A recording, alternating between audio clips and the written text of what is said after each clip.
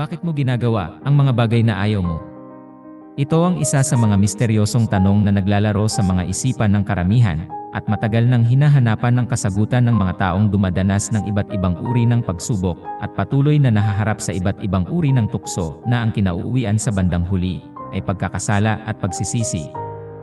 At talaga naman napaka-challenging ng ganyang sitwasyon sa buhay ng isang tao, kapatid, sapagkat ang kadalasang nangyayari dahil sa kanilang kahinaan bilang tao at dahil na rin sa malakas na impluensya sa kanilang environment at ng kanilang sariling pagnanasa, ang madalas na kinahihinatnan sa bandang huli ay iyon na nga, natatalo sila ng tukso at nahuhulog sila sa pagkakasala.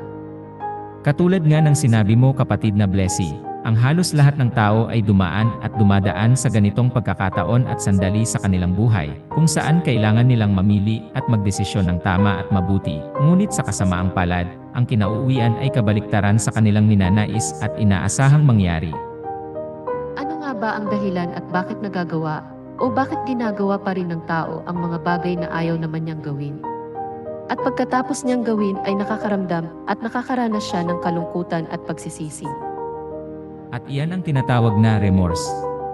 Ito ay isang powerful emotion, isang malakas na emosyon na nakakaapekto sa payapang pag-iisip ng isang tao. Ito ay isang mabigat na pakiramdam ng pagsisisi o isang matinding epekto sa konsensya. Iyan nga ang pakiramdam ng kalungkutan at pagsisisi. Dahil nga sa naiisip nila na mali ang kanilang ginawa at hanggat maari ay ayaw na nilang maulit pa. Ngunit sa kasamaang palad, nananatili pa rin silang bigo sa kabila ng kanilang pagnanais na itigil na, at huwag nang ulitin, at huwag nang gawin ang mga pagkakamaling nagawa nila na nagdudulot ng kanilang pagkakasala, kasawian at kalungkutan. Bakit nga ba paulit-ulit na nagagawa ng tao ang mga bagay na nakapagdudulot ng kanyang pagkakasala? Sinasadya man o hindi, bakit inuulit ng tao ang kanyang mga gawi at pagkilos na lumalabag sa ipinag-uutos ng mga salita ng may likha sa Biblia? Ano nga ba ang dahilan? Ilan lamang iyan sa mga karaniwang katanungan na pumapasok sa isipan ng karamihan, na ating hahanapan ng kasagutan sa ating pag-aaral at paksang ating tatalakayin, kapatid na Blessy. At ano nga ba ang pamagat ng paksang tatalakayin natin, kapatid na Jello? Ang pamagat ay, bakit mo ginagawa ang mga bagay na ayaw mo? Bakit nga ba? Baka naman gusto din. Kasi kung talagang ayaw naman, bakit pa ginagawa? Alam mo kasi, kapatid na Blessy, marami tayong nakikitang mga faktor o dahilan kung bakit, at isa na dyan ang maririnig natin sa iba na nagsasabing, kaya ginagawa kasi nga, kayang gawin. Sa kabilang banda, kung hindi naman kayang gawin, hindi rin naman magagawa ng tao. Kaya kahit anong kagustuhan ng isang tao na gawin ang isang bagay, hindi niya magagawa kasi nga, wala siyang magagawa. Tama ka, kapatid na Blessy, ang kakayahan ng isang tao na gawin ang mga bagay kahit hindi naman niya ito gusto, ay nakasalalay sa kanyang kapasidad at kalayaang gawin ito, kahit alam niyang mali. May kakayahan kasi siyang gawin, kaya ginagawa niya. Minsan siguro, nadadala na lang din ang nakikita nila sa iba. Ganito ang maririnig mong katuwiran nila.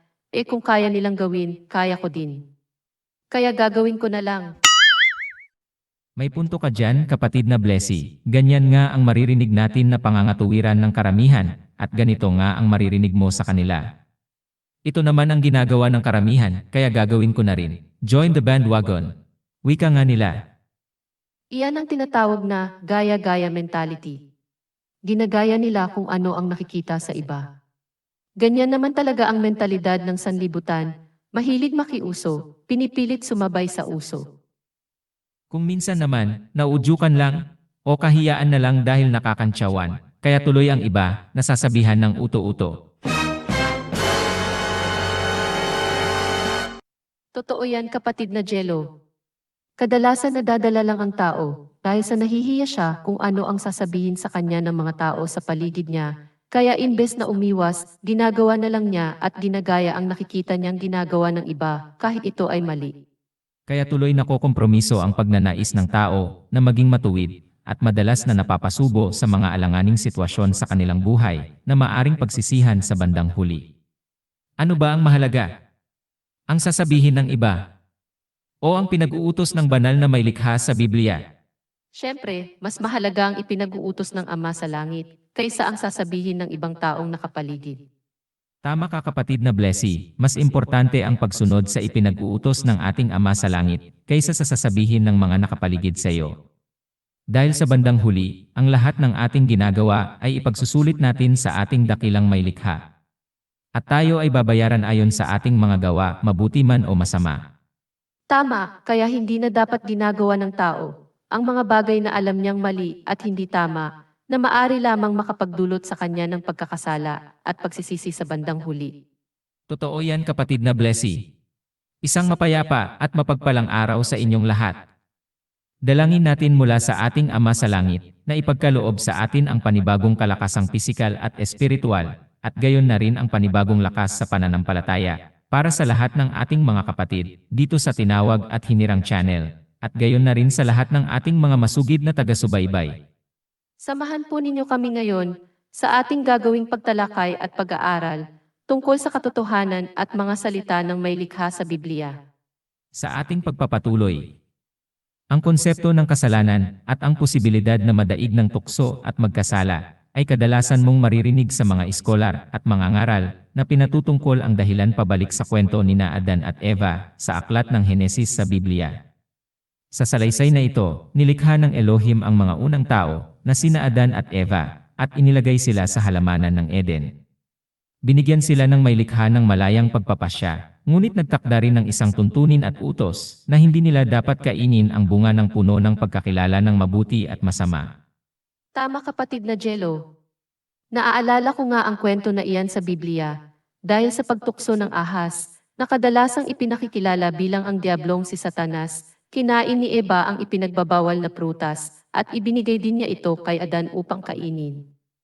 At ang pangyayaring ito sa kanilang pagsuway ay nakilala sa tradisyong Kristiyano bilang the fall of man, na sinasabing naging resulta ng pagpasok ng kasalanan sa mundo at naging dahilan upang ang sangkatauhan ay mahiwalay papalayo sa dakilang may likha. At bilang kinahinatnan, sinasabing ang mga tao ay nagmana ng makasalanang kalikasan, at mula noon ang pagkahilig sa pagkakasala at paggawa ng kasalanan ay naging bahagi na ng pag-iral ng tao na makikita sa kanyang pamumuhay at pag-uugali. At iyan na nga ang karaniwang paniniwala sa Kristyanismo na hinango sa kwento nila Adan at Eva sa Biblia. Kung ganoon, kaawa-awa naman pala ang kalagayan ng tao. Sino ang makapagliligtas sa kanyang kahinaan na nagdudulot ng pagkakasala sa mga oras ng tukso? Tama ka Sister Blessy, karaniwan na nga sa tao ang pagiging mahina at marupok sa mga oras na siya ay naharap sa pagsubok at tukso. Ang madalas pa naman na umiiral at nangingibabaw sa mga pagkakataon na siya ay sinusubok at naharap sa tukso ay ang kanyang materyal na kalagayan at pagnanasa ng laman na isang natural niyang kalikasan bilang tao. Kaya nga ang ending, madalas nahuhulog siya sa tukso na nagdudulot ng kalungkutan at pagsisisi sa bandang huli. Ang kalimitan pa naman na napakahalagang sandali ng kanyang pagdedesisyon ay sa mga oras na siya ay sinusubok at naharap sa tukso sa bingit ng pagkakasala. At ang mga sandaling ito, ang mahigpit na pagsubok na kanyang haharapin na dapat niyang malagpasan. Sapagkat nakasalalay sa mga sandaling iyon ang kanyang determinasyon sa pagpipigil sa kanyang sarili. At kung siya ba ay iiwas at magtatagumpay laban sa tukso o magpapadala na lang siya sa kanyang kahinaan at pagnanasa ng isip at laman na nagdudulot ng kasalanan. At diyan na nga pumapasok ang bertud ng pagtitiis sa harap ng pagsubok at tukso. Tama ka dyan kapatid na Blessy. At ang pagtitiis sa harap ng pagsubok at tukso ay nagbubunga ng kabutihan, sapagkat ang pagtitiis upang malagpasan ang pagsubok at tukso ay nagpapasakdal sa tao at nagdudulot ng buhay. At iyan ang mababasa natin sa aklat ni Santiago. Mga kapatid ko, ari inyong buong kagalakan kung kayo'y nahaharap sa sari-saring tukso. Yamang nalalaman na ang pagsubok sa inyong pananampalataya ay nagbubunga ng pagtitiis. At hayaan ang pagtitiis na magkaroon ng gawang sakdal, upang kayo ay maging sakdal at ganap na walang kakulangan. Mapalad ang taong nagtitiis sa harap ng tukso, sapagkat pagkatapos ng pagsubok sa kanya, siya'y tatanggap ng korona ng buhay na ipinangako ng Panginoon sa mga nagsisiibig sa kanya. Napakagandang pangako pala ang naghihintay sa mga mapagtiis sa harap ng pagsubok at tukso upang kanilang malagpasan ang mga ito. Sapagkat ang pagtitiis sa harap ng pagsubok at tukso ang magpapasakdal sa kanila, at pagkatapos nga na sila ay subukin, at matagpo ang karapat-dapat, ipagkakaloob sa kanila ang buhay na walang hanggan, na ipinangako sa kanila ng Panginoong Mesiya. Tama kapatid na Blessy. Matanong ko lang saglit kapatid na Jello. Bakit pa sinusubok ng may likha ang tao?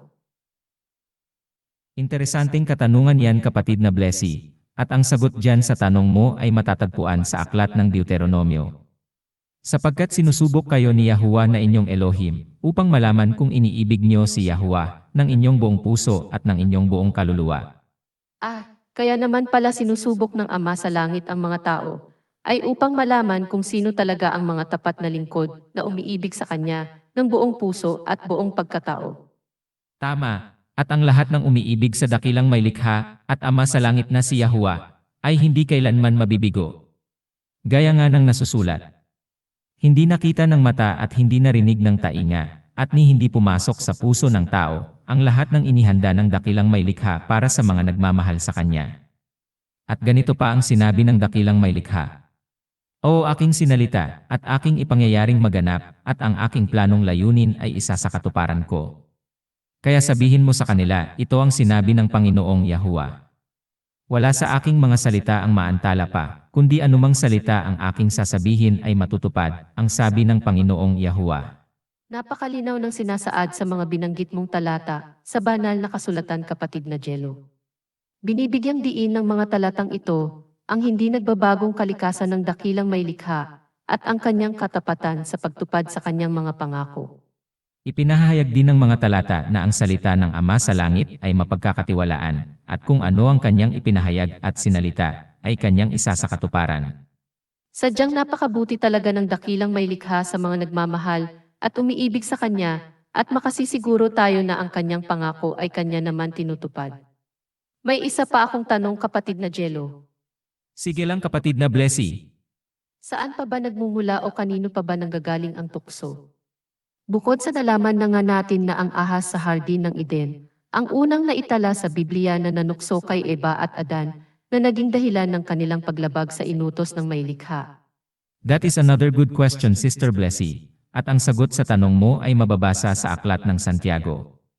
Huwag sabihin ng sinuman, kapag siya ay tinutukso, ako ay tinutukso ng Diyos. Sapagkat ang Diyos ay hindi maaaring matukso ng masama, at hindi rin siya tumutukso sa kaninuman. Ngunit ang bawat tao ay natutukso kapag siya ay nadadala at naakit ng kanyang sariling pagnanasa.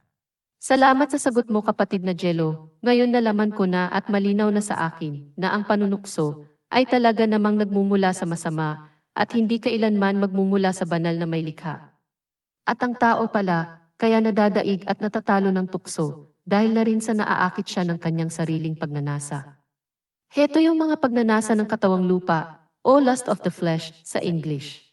Tama ka dyan kapatid na Blessy, at alam mo ba na ang nabanggit mo na lust of the flesh o pagnanasa ng katawang lupa ay may kaugnayan sa sinasabi ng mga talata sa aklat ng unang Juan 2 kabanata, talatang 16. At ganito nga ang mababasa natin. Sapagkat ang lahat ng nasa sanlibutan, ang pagnanasa ng laman, ang pagnanasa ng mga mata, at ang kapalaluan sa buhay, ay hindi mula sa Ama sa langit, kundi mula sa sanglibutan. Ang talatang ito ay bahagi ng isang sipi, kung saan binabalaan ni Apostol Juan ang mga mananampalataya, tungkol sa mga impluensya, at tukso ng mundo. Ang tatlong kategoryang binanggit na pagnanasa ng laman, pagnanasa ng mata, at ang kapalaluan at pagmamataas sa buhay, ay sumasaklaw sa iba't ibang aspeto ng masamang pagnanasa at hilig ng tao na maaaring humantong sa kasalanan na maghihiwalay at maglalayo sa Kanya mula sa Diyos Ama sa langit. Kaya pala hinihikayat ng mga talata sa Biblia ang mga tapat na lingkod na dapat mamuhay ng ayon sa kalooban ng dakilang may likha. At ang mga mananampalataya ay dapat na maging mapagbantay at mag-ingat laban sa mga tuksong dumarating sa kanilang buhay. Kailangan nilang magtiis at magtagumpay na malagpasan ang bawat pagsubok at tukso. Tama kapatid na Blessy, at katulad nga ng binanggit natin sa mga unang bahagi ng ating pag-aaral, halos lahat ng tao sa mundo ay dumanas ng parehong sitwasyon sa kanilang buhay, kung saan nagagawa nila ang mga bagay na ayaw nilang gawin, sa mga panahon na sila ay naharap sa pagsubok at tukso, dahil na nga sa kanilang kahinaan na may kaugnayan sa mga pagnanasa ng kanilang katawang lupa. At maging si Apostol Pablo ay binanggit ang kanyang karanasan patungkol sa mga bagay na ito. At iyan ay mababasa natin sa aklat ng mga taga-Roma. Sapagkat hindi ko nauunawaan ang aking ginagawa. Sapagkat hindi ko ginagawa ang gusto ko, ngunit ginagawa ko ang mismong bagay na kinamumuhian ko. Ayon sa talatang binasa mo kapatid na Jello, pinahayag ni Apostol Pablo na maging siya ay nakaranas ng mahigpit na sitwasyon sa kanyang buhay kung saan may mga pagkakataon na ang mga bagay na ayaw niya ang kanyang ginagawa. At hindi lang basta ayaw niya, iyon ay mga bagay na kinamumuhian pa niyang gawin, pero nagagawa pa rin niya. Totoo nga naman na kahit na isa ng lingkod ng banal na Ama sa langit ay maari pa rin mahulog sa pagkakasala sa mga pagkakataon na sila ay naharap sa pagsubok at tukso sa kanilang buhay. Tama ka dyan kapatid na Blessy. At walang exempted, maging ang mga tapat na lingkod at mananampalataya ay patuloy na sinusubok upang patunayan ang kanilang katapatan at katatagan sa mga panahon na sila ay nahaharap sa tukso na sumusubok sa kanilang pananampalataya at pag-ibig sa ating Ama sa langit. At ang nakalulungkot, bagaman tapat sila sa kanilang pananampalataya, may mga pagkakataon pa rin na sila ay nahuhulog sa pagkakasala. Totoo nga ang sinasabi ng mga talata sa Biblia na ang lahat ay nagkasala at walang sinuman ang nakaabot sa kaluwalhatian ng Diyos na mababasa natin sa aklat ng Roma 3 kabanata, talatang 23. At ganito naman ang mababasa natin sa aklat ng Ecclesiastes. Sa katunayan, walang taong matuwid sa lupa na laging gumagawa ng mabuti at hindi kailanman nagkakasala. Maliwanag na sinasabi ng Biblia na hindi porket isa kang matuwid na lingkod, iligtas ka na sa pagsubok at tukso at hindi ka na maaring magkasala. Tulad nga ng sinabi ko kanina, walang exemption dyan kapatid na Blessy, lingkod man ng dakilang may likha o hindi, lahat ng tao ay naharap sa pagsubok sa araw-araw ng kanyang buhay sa mundo.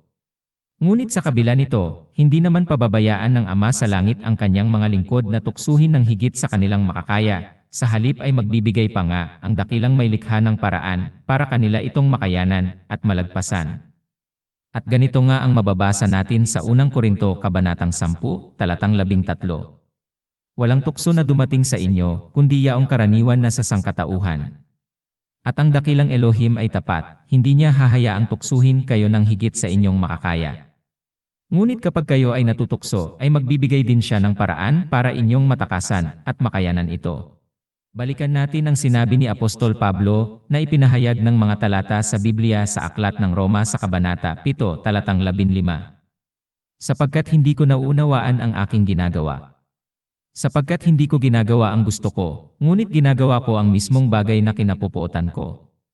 Ang talatang ito ay nagpapahayag at binibigyang kahulugan ang karanasan ni Apostol Pablo na sumasalamin sa tensyon sa pagitan ng kanyang pagnanais na mamuhay ayon sa pamantayan ng banal na may likha at ang katotohanan ng pagkahulog niya sa pagkakasala, sa kabila ng pagnanais niya na makasunod sa kalooban ng Ama sa langit.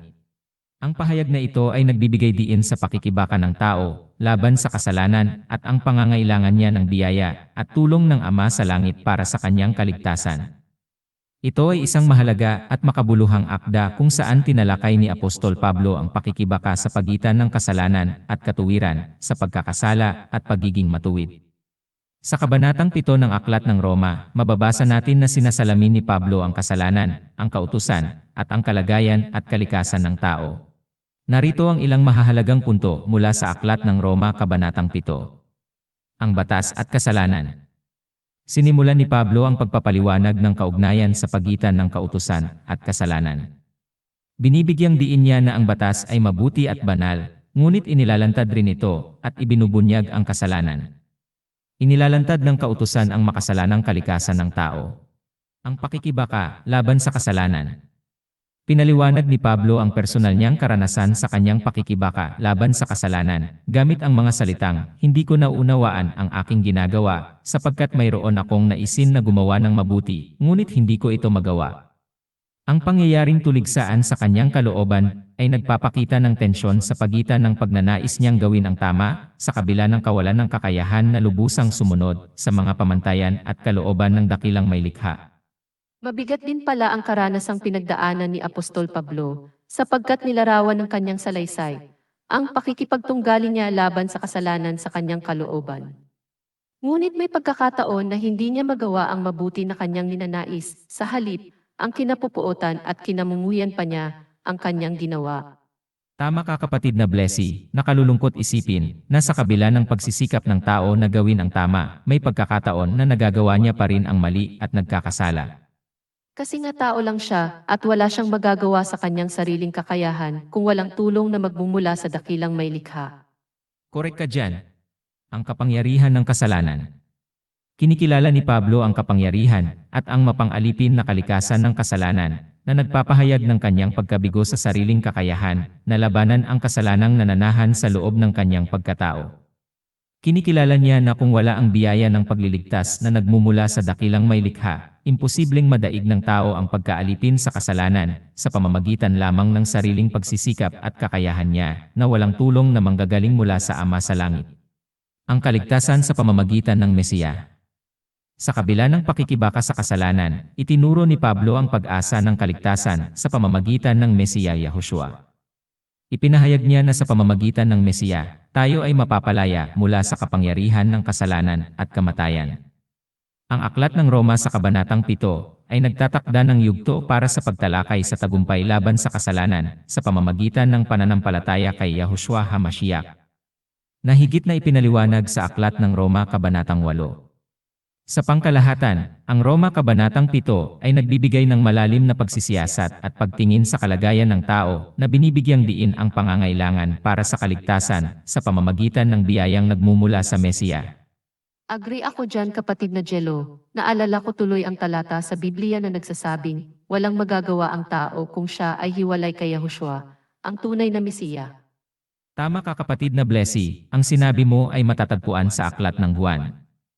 Sapagkat kung kayo'y hiwalay sa akin, ay wala kayong magagawa. At naalala ko rin na magagawa natin ang lahat sa tulong ng Panginoong Yahushua. At yan naman ay mababasa natin sa aklat ng Filipo. Magagawa ko ang lahat ng ito sa pamamagitan niya na nagbibigay sa akin ng lakas. Ang konsepto ng kasalanan at paggawa ng desisyon ng tao sa harap ng tukso ay may kinalaman sa isang komplikadong epekto sa pakikipagbuno ng tao laban sa kasalanan na nangyayari sa kanyang kaisipan at kalooban. Hay nakaka-nosebleed naman, masyadong malalim. Ang ibig bang sabihin, ang desisyon ng tao na tanggihan ang kasalanan o magpadala sa kasalanan sa oras ng tukso ay may malaking kinalaman sa tuligsaan ng iba't ibang mga kadahilanan sa kanyang isipan at kalooban. Tama kapatid na Blessy. Parang inulit mo lang yun sinabi ko. Anyway, tulad nga ng nabanggit, ang desisyon ng tao kung siya ba ay magpapadala sa tukso at magkakasala ay may kinalaman sa mga impluensya sa kanyang kapaligiran, o kundi naman ay may kinalaman sa mga pamantayang sinusunod sa lipunan. Alam ko yan, iyan yung tinatawag na uso at trending sa sanlibutan at social media. Kung ano ang uso, yun ang ginagawa ng tao. Kahit mali at hindi tama basta uso, gaya lang sila ng gaya. Iyan ang makikita mong pag-uugali ng mga tao sa mundo. May tama ka dyan kapatid na Blessy. Iyan yung kanina pa natin pinag-uusapan na pangangatuwiran ng mga tao na kung ginagawa ng iba, bakit hindi natin gawin? At ang ibang dahilan naman ay may kinalaman sa individual choices, at kundi naman ay mga spiritual beliefs. Ay iyan naman yun sinasabing ang dahilan ay ang minanang paniniwalang espiritual. Iyan yung mga pasapasang tradisyon ng tao, nadadala sila ng mga itinuro o naituro sa kanila, kundi ng kanilang mga magulang, ay yung mga taong kinikilala nilang guro at pastor, sa kanilang kinabibilangang samahang relihiyon. At yung isa naman ay mga pansariling kagustuhan, diyan na nga pumapasok yung tinatawag na pagnanasa ng katawang lupa, o tawag ng laman, na makalamang lupa. Hindi naman lamang lupa. Basta yun na yun. Sa ating pagpapatuloy, ipaliwanag pa natin ng mas malawak para lubusan nating maunawaan kung bakit nahuhulog sa pagkakasala ang tao sa mga sandaling nahaharap siya sa pagsubok at tukso. At kung bakit nagagawa niya ang mga bagay na ayaw naman niyang gawin. At kung ano ang ayaw niya, iyon naman ang ginagawa niya. Mga impluwensya sa kapaligiran. Ang kapaligiran kung saan lumaki at nagkaisip ang mga individual ay maaaring magkaroon ng malaking epekto sa kanilang mga pag-ugali, paniniwala, at paggawa ng desisyon. Ang mga dahilan tulad ng paraan ng pagpapalaki sa kanila ng kanilang pamilya, ang mga impluwensya sa kanila ng kultura kung saan lugar sila nakatira, at mga pamantayan na sinusunod at ginagaya nila sa lipunan, ay may papel sa paghubog ng pag-unawa ng isang tao sa moralidad at etikal na pag-uugali. Mga pamantayan sa lipunan. Ang mga uso sa lipunan at mga pagbabago sa kultura ay maaaring makaimpluwensya sa mga pag-uugali ng isang tao. Ang maaaring ituring na katanggap-tanggap o hindi katanggap-tanggap ay maaaring magbago sa paglipas ng panahon at mag-iba sa iba't ibang lipunan na ginagalawan ng isang individual. Kaya ang mga pamantayan sa lipunan ay maaaring humubog sa pag-uugali ng isang individual at gamitin niyang batayan at dahilan sa kanyang mga pagkilos at desisyon. Kalayaan sa pansariling pagpapasya. Ayon sa paniniwala ng karamihan, ang mga tao ay may free will, ang kakayahang gumawa ng mga malayang pagpapasya kung ano ang personal na kagustuhan batay sa pangangailangan sa sarili, kung ano ang kanyang gustong piliin at gawin na sa tingin niya ay mas makabubuti para sa kanya. Maging sa harap ng mga nauuso sa lipunan o mga impluwensya sa kapaligiran, ang mga individual ay tinitingnan bilang responsable para sa kanilang sariling mga kagustuhan, pagpili at desisyon. Ang kalikasan ng pagiging makasalanan ng tao. Ang pananaw ng karamihan, gaya ng tinalakay kanina, ay nag-uugnay sa pagkahilig sa kasalanan ng makasalanang kalikasan ng sangkatauhan kasunod ng mga kaganapan sa halamanan ng Eden. Iminumungkahi ng pananaw na ito na anuman ang kadahilanan at impluwensyang idinudulot ng lipunan at kanyang kapaligiran, ang mga tao ay may likas na hilig na piliin para sa sarili at gumawa ng mga bagay at pagkilos na sumasalungat sa kalooban ng banal na Ama sa langit. Pagtubos at pagbabago. Sa kabilang banda, binibigyang diin din ng mga talata sa Biblia ang posibilidad ng pagtubos at pagbabago sa pamamagitan ng pananampalataya kay Yahushua HaMashiach. At sa tulong ng banal na Espiritu, ang mga individual ay maaaring makaranas ng pagbabago ng puso at pag-uugali patungo sa kabanalan na lumalayo sa isang buhay na pinangungunahan ng kasalanan. Base sa mga narinig at natutunan ko ngayon, ang likas na pagkahilig ng tao sa paggawa ng kasalanan ay nagmula sa kanyang makasalanang kalikasan, gaya ng inilalarawan sa biblikal na salaysay ng kwento nila Adan at Eva.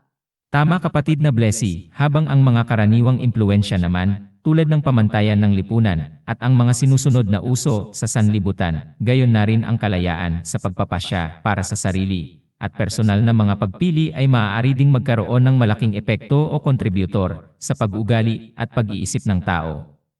Gayunpaman, ang Biblia ay nagbibigay ng pananaw sa pag-asang makakamit ng tao upang mapagtagumpayan ang kanyang makasalanang kalikasan sa pamamagitan ng pananampalataya sa Mesiya bilang Panginoon at tagapagligtas at ang biyaya ng pagbabago patungo sa kabutihan at kabanalan sa tulong ng gabay at patnubay ng banal na Espiritu. Ang mga individual, ayon sa pananaw na ito, ay may kakayahang labanan ang makasalanang mga hilig ng katawang lupa at iayon ang kanilang buhay sa isang mas mataas na pamantayang moral na naayon sa kalooban ng banal na Ama sa langit. At dahil dito, ang mga individual ay maaaring makipagkasundo sa dakilang may likha at makatanggap ng kapatawaran para sa kanilang mga kasalanan. Ang proseso ng pagpapakabanal o pagsunod sa mga aral at pagiging matuwid tulad ng Mesiya ay makikita bilang isang lifelong journey o panghabang buhay na paglalakbay para sa mga tapat na lingkod na mananampalataya at sa pamamagitan ng patnubay at gabay ng banal na Espiritu ng ating Ama sa langit, magkakaroon sila ng kalakasang espiritual upang madaig at labanan ang likas na makasalanang mga hilig ng katawang lupa. Matanong ko lang ulit kapatid na Jello, si Apostol Pablo ba ay maaring nagkasala habang siya ay naglilingkod na sa Panginoon ayon sa sinabi niya sa Romans 7, verse 15? Maari ngang mangyari yan kapatid na Blessy, dahil ang sabi nga niya sa aklat ng Roma ay ganito. Sapagkat alam ko na ang likas na kabutihan ay hindi nananahan sa akin, sa makatuwid baga, ay sa aking laman na may makasalanang kalikasan. Sapagkat mayroon akong pagnanais na gumawa ng mabuti, ngunit hindi ko ito maisakatuparan. Ang talatang ito ay sumasalamin sa kanyang pakikipagtunggali laban sa kasalanan na nagaganap sa kanyang sariling kalooban na inilalarawan ni Apostol Pablo sa Roma Kabanatang 7 talatang 15 hanggang 25. Kung saan siya ay nakikipagbuno sa tensyon sa pagitan ng pagnanais na gawin ang tama at mabuti, ngunit siya ay nahihirapan na isakatuparan ang tama at mabuti dahil sa nadadaig siya ng makasalanang kalikasan ng kanyang laman. Mahirap pala ang kalagayan na ganoon, iniisip mong gawin ang tama at mabuti, pero hinahadlangan ka naman ng likas na kasalanan na nananahan sa katawang makalaman. Ibig bang sabihin na buhay na lang sa pagkakasala si Apostol Pablo? Hindi naman sa ganun kapatid na Blessy, ang katunayan, inilalahad lamang ng salaysay ni Pablo ang pangkalahatang kalagayan ng tao sa harap ng pagsubok at tukso.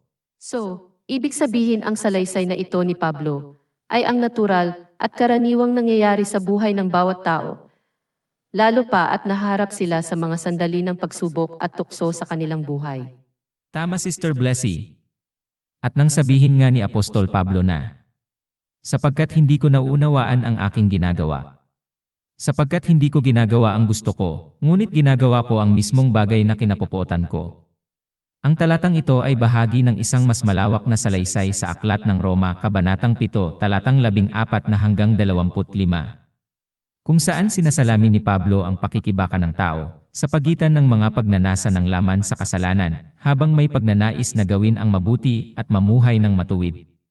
At ang talatang ito ay binibigyan ng iba't ibang kahulugan at interpretasyon ng mga teologo at iskolar. At naniniwala ang ilan na inilalarawan ni Pablo ang nangyayaring salungatan ng mabuti at masama sa isipan at kalooban na nararanasan ng mga mananampalataya sa kanilang patuloy na pakikibaka sa kasalanan. Tama. At ipinapakita rin ito ang tensyon sa pagitan ng lumang makasalanang kalikasan ng tao at ang binago at pinapabanal na kalikasan ng tao sa pamamagitan ng pagtanggap sa Mesiya Yahushua bilang Panginoon at tagapagligtas. Ang sabi naman ng iba, maaaring inilalarawan daw ni Pablo ang kanyang lumang karanasan bago mangyari ang pagkatawag sa kanya at ang pagbabagong loob upang maglingkod sa Panginoong Yahushua na binibigyang diin ang kahalagahan ng pagsisikap na mamuhay ng matuwid. Ano man ang interpretasyon na marinig natin sa iba't ibang tao, mahalagang tandaan na pinahayag din naman sa Aklat ng Roma at binibigyang diin ni Pablo ang kapangyarihan ng banal na espiritu upang tulungan ang mga mananampalataya na madaig ang kasalanan at mamuhay ng isang buhay na nagpaparangal at nagluluwalhati sa ating Ama sa langit bilang ang dakilang may likha. Halimbawa, sa Roma Kabanatang 8, talatang 1 hanggang 4. Binanggit ni Pablo na ang mga mananampalatayang umaasa at nananalig kay Mesiya Yahushua ay tinutulungan ng banal na espiritu upang mamuhay ng matuwid ayon sa hinihingi ng kautusan. Ang talata sa Roma Kabanatang 7, talatang 15 ay hindi nangangahulugan at hindi nagpapahiwatig sa kabuuan na si Pablo ay patuloy na nagkakasala ng paulit-ulit sa buong buhay niya. Sa halip, sinasalamin nito ang karaniwang pakikibaka na kinakaharap ng mga mananampalataya sa kanilang paglalakbay sa pagpapakabanal at pagiging matuwid sa harap ng banal na Ama sa langit. At ang pangangailangan nila ng pag-asa sa biyaya ng may likha at sa gawain ng banal na espiritu sa kanilang pagbabagong buhay. Napakarami natin na pag-usapan at marami din akong natutunan sa ating paksang tinalakay. Mayroon na lang akong huling tanong, kapatid na Jello. Talaga bang may pahintulot ang diablong si Satanas na manukso kahit kanino? Pati pala ang Mesiya ay hindi nakaligtas sa panunukso ng diablong si Satanas, pero syempre, hindi naman uubra ang diablo sa Mesiya.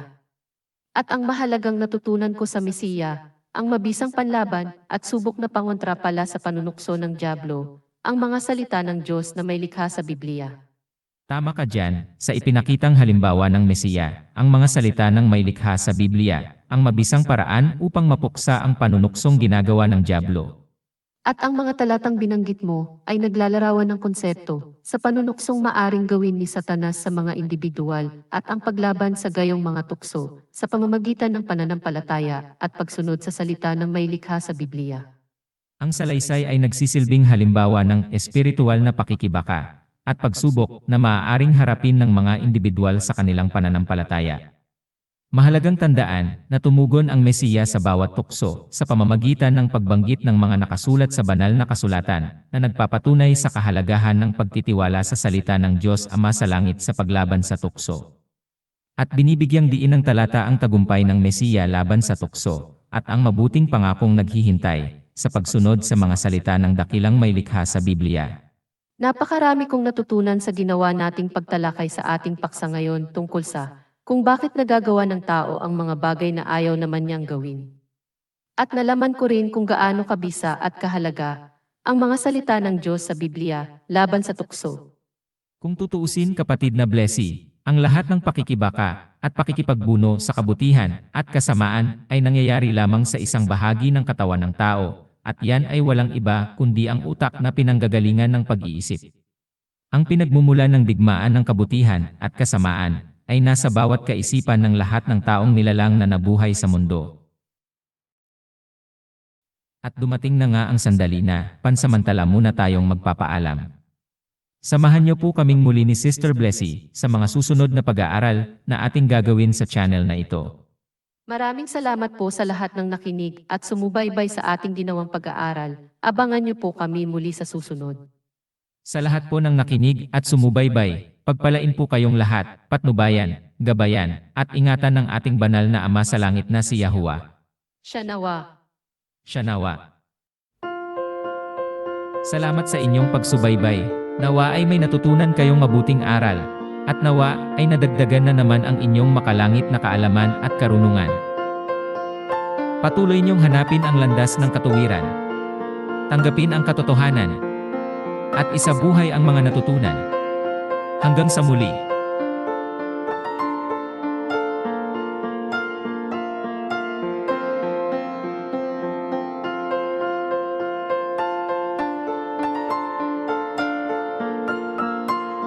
Bible topics, questions, comments will be answered straight from the Bible. We are God's work in the last days. Show your support and spread the truth. Like, share, and subscribe.